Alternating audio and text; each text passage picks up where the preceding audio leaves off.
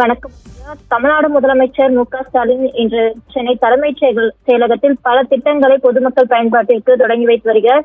அதன்படி முதலாவதாக மருத்துவ மற்றும் மக்கள் நல்வாழ்வுத்துறை சார்பில் 18,90,40,000 ரூபாய் மதிப்பிலான 87 புதிய 108 அவசர கால ஆம்புலன்ஸ்களை முதலமைச்சர் கொடியசைத்து துவக்கி வைக்கிறார்.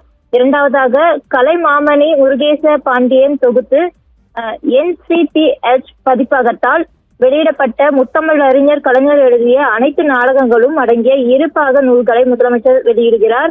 தொடர்ந்து நெடுஞ்சாலைத்துறை சார்பில் 1117 கோடியே 15 லட்சம் மதிப்பீட்டில் 8 மாவட்டங்களில் சாலைகள் பணிகள் நிறைவு பெற்றுள்ளன. அத்துடன் வேலூர் மாவட்டத்தில் 71 கோடியே 9 லட்சத்து மதிப்பிலான ரயில்வே கடவுகளுக்கு மாற்றாக கட்டப்பட்ட 2 சாலை மேம்பாலங்களையும் பொதுமக்கள் பயன்பாட்டிற்கு முதலமைச்சர் இன்று திறந்து வைக்கிறார். அதே போல தமிழ்நாடு அரசு பணியாளர் தேர்வு ஆணையம் மூலம் தேர்வு செய்யப்பட்ட 36 தொழில்நுட்ப உதவியாளர்கள் மற்றும் 24 அலுவலர்கள் உதவி வரைவாளர்களுக்கு முதலமைச்சர் பணி நியமன ஆணைகளை வழங்குகிறார்.